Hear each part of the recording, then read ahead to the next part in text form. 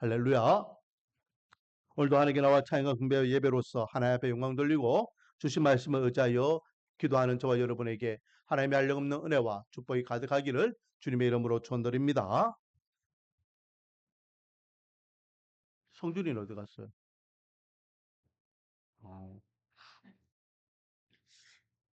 자, 오늘은요, 예수님께서 예루살렘 성전에 입성하시는 장면입니다. 그래서 제목을 예루살렘 성의 왕이라고 했습니다. 제가 성전이라 안 하고 성이라고 표현한 것은 예루살렘 성이 이렇게 있으면은 성 안에 성전이 있는 거예요. 그래서 사람들이 이것을 이렇게 혼용해서 쓸 때가 있습니다. 예루살렘 하면 우리는 성전만 생각해요. 예루살렘 성전만. 그런데 예수님께서 예루살렘 성전도 들어가셨지만은 예루살렘 성에 입성하셨다라는 거죠. 그래서 결국은 그 성이라는 것은 누가 다스리는 곳입니까? 왕이 다스리는 곳이겠죠. 그런데 지금 이 예수님께서 예루살렘 성전에 성에 이제 입성하실 때에는 그 당시에 그 예루살렘 성의 주인은 누굽니까? 왕은 누굽니까? 눈에 보이는 왕은 헤롯이에요. 헤롯. 그렇죠? 이방인 헤롯. 그러나 실질적으로 통치하는 통치권자는 누굽니까? 로마 황제예요. 그래서 로마 황제가 본디오 빌라도를 총독으로 파견해놨잖아요. 그러니까 헤롯은요, 이름은 왕이지만은 허수아비 왕이에요. 없어요. 모든 것들을 다 이 빌라도가 또 빌라도의 보고를 통하여서 명령 내리는 로마 황제에 의해서 이 나라가 다스림을 받고 있다. 왜? 식민지니까. 로마로부터 식민지로 전락하기 때문에 어, 이스라엘과 예루살렘은 아무 힘이 없다라는 거예요. 하지만은 하지만은 눈에 보이는 헤롯 왕도 진정한 예루살렘의 왕이 아니었습니다. 눈에 보이지 않는 로마 황제도 진정한 예루살렘의 왕이 아닙니다. 오늘 본문을 통해서 진정으로 예루살렘의 왕은 여호와 하나님이시고 예수 그리스도이신 것을 선포하고 계시는 말씀이다라는 거죠.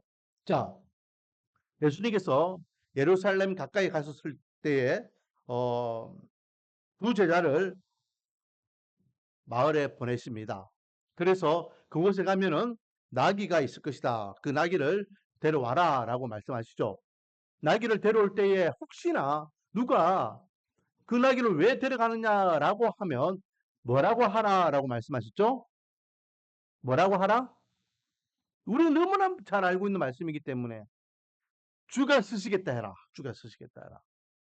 주가 쓰시겠다 해라. 라고 하면 어, 아무 말 안 하고 줄 것이다.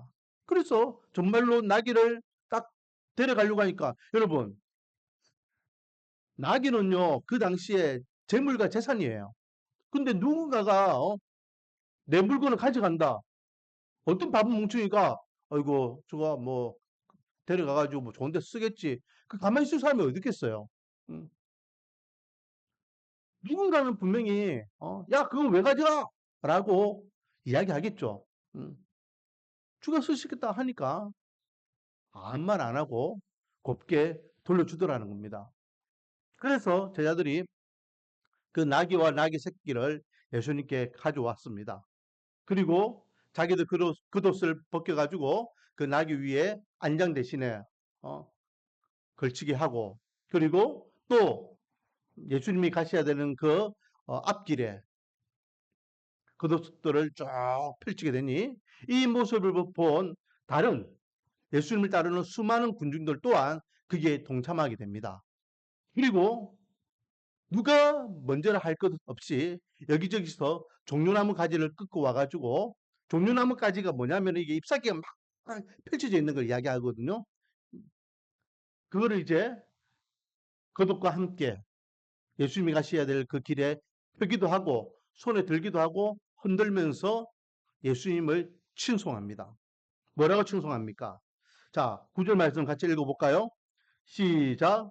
앞에서 가고 뒤에서 따르는 무리가 소리 높여 이르되 호산나 다윗의 자손이여 찬송하리로다.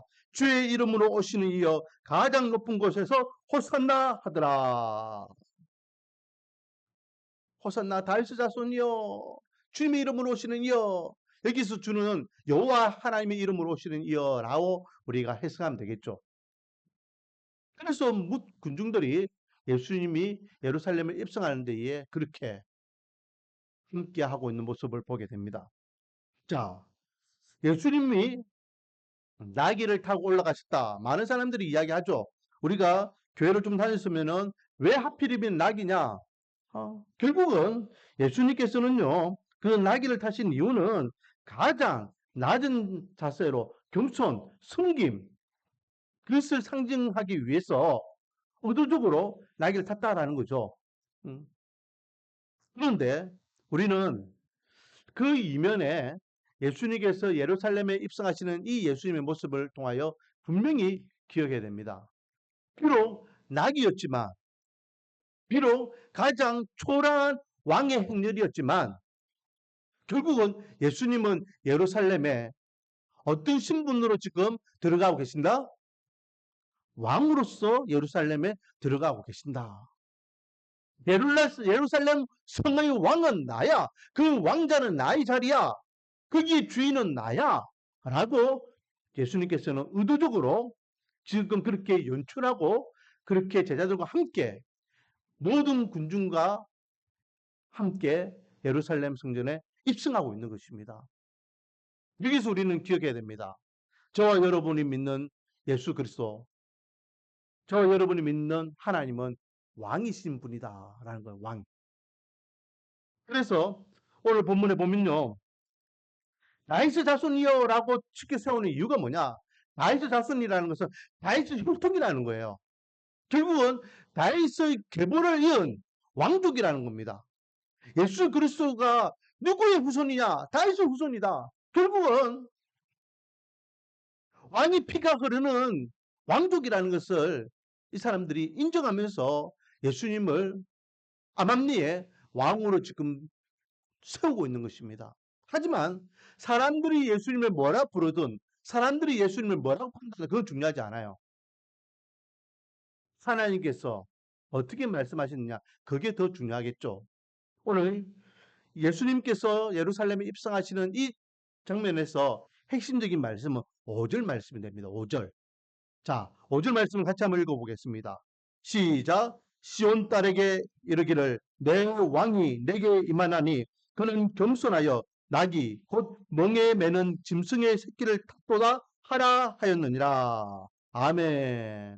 이것은요, 이 장면을 보고 지금 이 마태가 그 장면을 이제 떠올리면서 이 마태복음을 기록하면서 삽입한 내용이에요. 근데 이 장면이 예수님께서 나귀를 타고 올라가신 이 장면이 그냥 예수님께서 연출한 장면이 아니라 하나님의 말씀에 근거한 모습이라는 것을 그가 깨닫게 된 거예요. 그 하나님의 말씀이 어떤 말씀? 이사야서 말씀이에요. 이사야서 62장 11절 말씀. 그래서 사전에 보니까 뭐라 되어 있습니까? 인언이라고 되어 있죠. 인언은 이 모습은 이것은 이라는 거예요. 예수님께서 나귀를 타고 올라가시는 이 모습은 이걸 이야기하는 겁니다. 이는 선지자를 통하여 하신 말씀을 이루려 한다. 선지자를 통하여 하신 말씀. 누가? 하나님께서 어떤 선지자? 이사야를 통하여 이미 말씀하신 그 말씀이 지금 예수님께서 그 말씀을 이루기 위하여 의도적으로 제자들에게 나귀를 데려와라 했고 그 나귀를 타시고 예루살렘에 올라가신다라는 거예요. 그러면 예수님께서 이사야를 통하여 무슨 말씀하셨냐? 겸손하여서 나귀를 탔다. 이것도 우리가 눈여겨봐야 되지만은 그보다 앞에 시온달에게 이르기르라. 이 시온달이라는 것은 예루살렘을 이야기하는 것이고 그리고 이스라엘 전체를 이야기하는 것이죠. 야, 너희들 잘 들어라 이 말이죠. 이스라엘아 잘 알아들어라. 예루살렘아 잘 알아들어라 이 말씀이에요.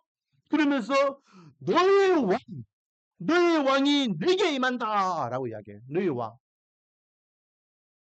결국은 이스라엘을 통해서 하나님께서는 장차 나귀를 타고 예루살렘에 입성할 그분이 이스라엘의 진정한 왕인 것을 말씀하셨고 그 말씀이 바로 예수님을 향한 말씀인 것을 예수님께서는 의도적으로 연출하고 계시고 이것을 나중에 베드로가 그 말씀이었고 그때 그 모습이 이 말씀이구나라는 것을 깨닫고 오늘 본문에 기록하고 있다라는 것입니다. 그러므로 하나님께서 예수님을 무엇으로 인정하고 계신다? 왕으로 인정하고 계신다. 왕. 하나님께서 왕이라 하면 끝이에요. 더 이상 논쟁할 필요가 없어요. 더 이상 그걸 가지고 많이 틀린 주장할 필요가 없습니다.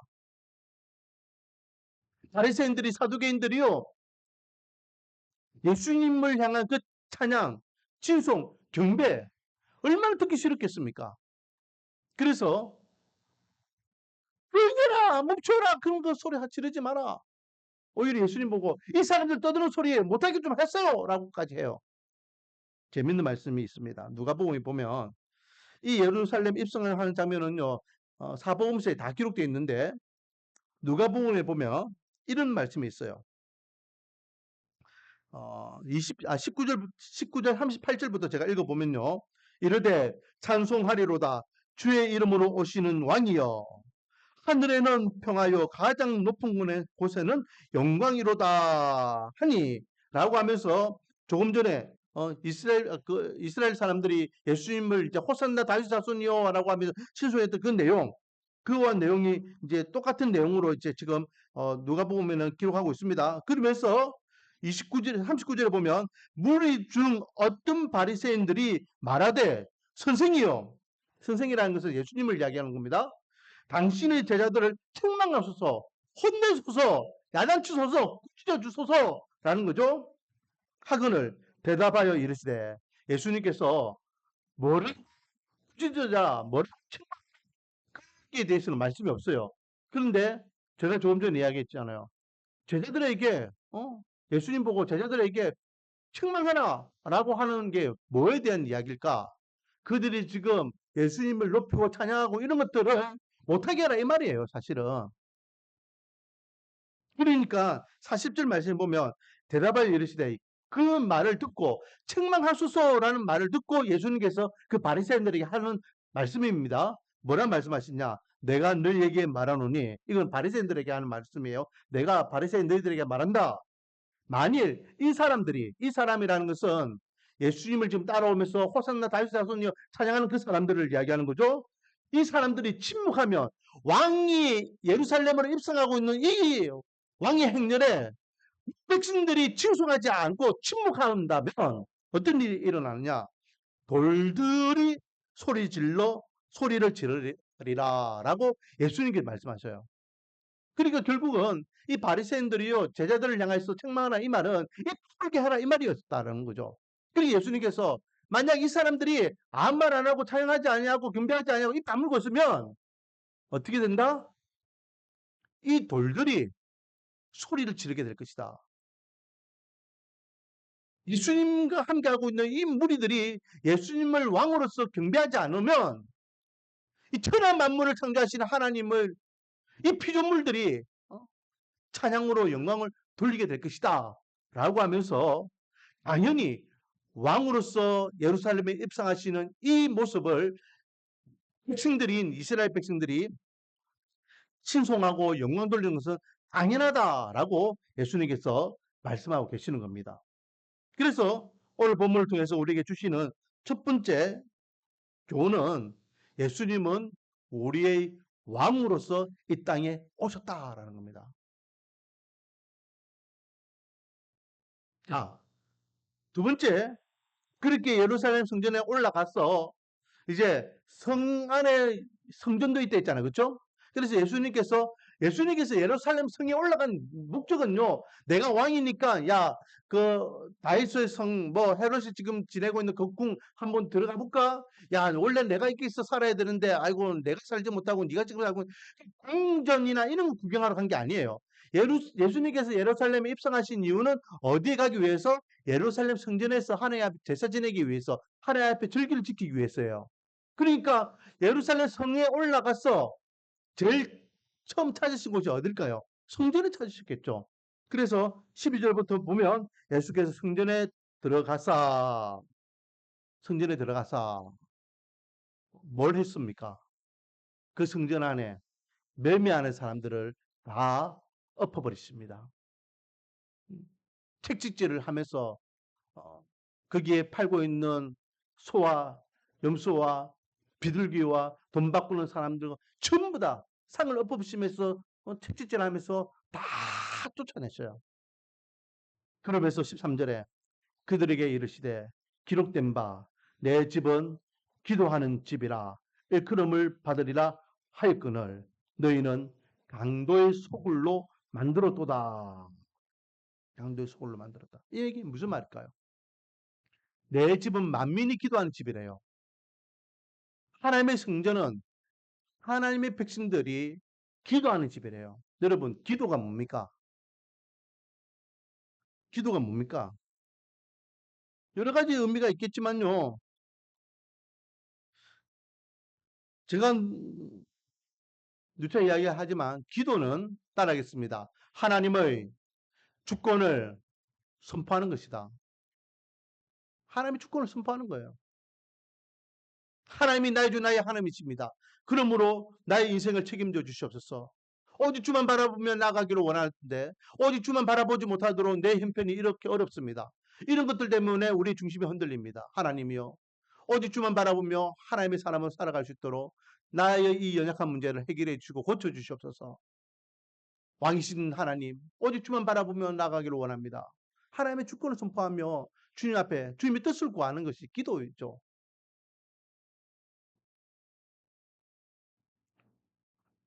결국 이 성전은요, 이 성전에서 이스라엘 백성들이 해야 할 최고의 모습은 하나님을 만나는 거예요. 하나님을 찾는 겁니다. 그런데 지금 이스라엘 백성들은 하나님을 찾는 것보다 어디에 더 관심이 많더라? 매매에 더 관심이 많더라. 뭐 적절하지는 않지만은 그래도 뭐 맞는 표현인 것 같아서 제가 말씀드리지만은 그런 말이 있죠. 제사에는 관심 없고 뭐에만 관심 있다? 제사밥에만 관심 있다. 뭐 그런 이야기 있잖아요. 하나님께는 관심 없어요. 그냥 어, 어떻게 하면 더 싸게 내가 하나님께 드려야 될 어? 제물을 살 것인가? 어떻게 하면은 내가 매매를 잘할 것인가? 뭐 이런 것들 구약에서 율법으로 하나님 앞에 제물로 드려야 될 것은 이렇게 해라 라고 했는데 그런 건 아무것도 없어요. 그렇게 하나님께 율법으로 제물에 대해서 말씀하신 것은 다른 의도가 아니에요. 하나님 앞에 나가 제사 드리는 것은 정성이 중요하다. 이걸 이야기하시는 거예요. 정성. 형식적이고 종교적으로 하는 건 아무 의미가 없다. 그래서 예수님, 그래 하나님께서 뭐라 하셨습니까? 형식적이고 종교적인 그런 제물과 제사는 내가 받지 않는다라고 했어요. 이스라엘 백성들은요 얼마나 제사를 잘 지는 민족이었습니까? 나라가 망하는 그날까지 하나님 앞에 제사를 지냈어요. 북이스라엘과 남유다가 망하는데 그들이 하나님께 제사를 안 지냈기 때문에 예배를 안 드렸기 때문에 말씀을 안 들었기 때문에 아닙니다. 종교적으로는요 그들은 누구보다도 더 열심히 제사를 지냈고 말씀을 들었고 하지만 그건 다 형식이에요. 지금 예수님 당시에 예루살렘 성전에 예루살렘 성전에 있는 이들도 다 형식이에요. 주님을 기억하며 하나님을 바라보면서 주님 앞에 나와 찬양과 분별 예배를 응원 들리고 또 하나님을 만나야 되는데 그런 건 없어. 그냥 형식적으로 종교적인 예배. 하나님께서 얼마나 구역질나겠어요. 야, 저 꼴도 보기 싫은 인간들이. 그러니까 예수님께서 그를 벼르고 계시다가 예수님이 하나님이시잖아요. 벼르고 계시다가 성전에 입성하시자마자 막 야씨 나 이런 거 쓸데없어 필요 없어. 이 가식적인 거 이 제사 이런 거 다 필요 없어. 나가가 그렇게 하는 예수님께서 경로하신 겁니다. 얼마나 그거를 몇천 년 동안 그렇게 지내는 제사를 참고 저놈들이 아이고 그렇게 해서 이스라엘 백성들 앞에서 크게 음, 소동을 이제 피운 거죠. 예수님 그 바리새인들 입장에서는. 그러니까 바리새인들이 예수님께 묻습니다. 아까 전에 봤던 누가복음 그 본문에 보면요. 그 뒷부분에 보면은 누구의 권세로 이렇게 하십니까? 라고 물어요. 누구의 권세로? 당신이 지금 이 성전에 와가지고 이렇게 행패를 부리고 소동을 일으키는데 누구의 권세입니까? 당신에게 이렇게 하라고 누가 권세를 주셨습니까? 라고 물어요. 그때에 예수님께서는 역설적인 질문을 또 하죠. 그래, 그러면 내가 먼저 질문을 할 테니까 내 질문에 바로 대답하면은 너희들이 지금 물어보는 그 권세 나도 대답해 줄게. 이스라엘 백성들이 바리새인들이 대답하지 못할 질문을 합니다. 그 질문이 뭐죠? 세례 요한에 대한 질문이었어요. 세례 요한은 하나님의 사람인가 아니면 그냥 인간적인 사람인가? 바리새인들은 세례 요한을 하나님의 사람이라고 인정하지 않아요. 그러나 일반 백성들은 세례 요한을 하나님의 사람으로 인정해요. 그러니까 세례 요한을 존경하고 세례 요한께 막 와서 또 세례도 받고 막 그랬잖아요. 그러니 이 바리새인들이 서로 의논하기를 야 하나님의 사람이라 인정하면 그러면 너희들은 왜 세례 요한을 인정하지 않느냐? 라고 하며 책만 받을 것이고 또 세례 요한을 하나님의 사람이라 인정하지 않으면 다른 백성들이 다 세례 요한을 하나님의 사람이라 인정하는데 우리가 인정하지 않으면 우리가 오히려 돌맞을 것 같다. 그러니까 이렇게도 답 못하고 저렇게도 답을 못해. 그래서 예수님께 세례 요한에 대해서 우리가 답을 못하겠습니다. 라고 이야기하니 예수님께서도 누구의 권세로 지금 이렇게 성전을 뒤엎고 막 내가 이렇게 소동을 피우는지 나도 너희들에게 이야기 못 해주겠다 라고 끝맺어요. 여러분 누구의 권세로 어떤 권세로 예수님께서 예루살렘 성전을 이렇게 뒤집어 엎으셨을까요? 바로 왕의 권세입니다. 왕의 권세. 지금 내가 주인인데 내가 왕인데 나를 향한 백성들이 나를 향해서 집중하지 않고 나를 경배하지 않고 나를 존경하지 않고 나를 의지하지 않냐고 가시적이고 형식적으로 하는 모습들을 예수님께서는 용납할 수 없었던 거예요. 진정으로 존경하는 마음, 진정으로 우러러서 칭송하는 마음, 진정으로 경배하는 모습이 있어야지 하나님도 기뻐 영광 받으실 것인데 왕이신 하나님을 향한 이스라엘 백성들의 모습은 그렇지 않았다라는 거죠. 그래서 오늘 본문을 통해서 주시는 두 번째 교훈은 우리가 정말로 하나님을 나의 주 나의 하나님이라고 나의 왕이신 나의 구주로 고백을 한다면 우리가 진정성이 있어야 한다는 거예요. 진정성. 입으로만 주여 주여 할 것이 아니라 정말로 주님이 나의 왕으로서 주님을 잘 모실 수 있는 진정성 있는 그런 믿음의 삶을 살자라는 것입니다. 그때에 우리가 주님을 진정으로 온전히 뭔가 만가 뜻과 정성을 다하여 주님을 왕으로 모시며 주로서 우리가 경배하게 되면 왕이신 주님께서는 무백성들을 하나님의 은혜 가운데에 잘 이끌고 통치하실 줄 믿습니다. 그래서 오늘 본문에 보세요. 그렇게 강두의 소굴을 만들었도다 하시니라 하고 끝났어요. 그렇죠? 다른 복음서에서는 이렇게 끝나요. 그런데 오늘 본문에는요. 마태가 의도적으로 바로 연결해 가지고 어떤 말씀하고 있습니까? 맹인과 전원자들이 성전에서 예수께 나아오면 뭐 하셨다? 고치셨다. 왜 이 말씀이 이어졌을까요? 왕이신 예수님께서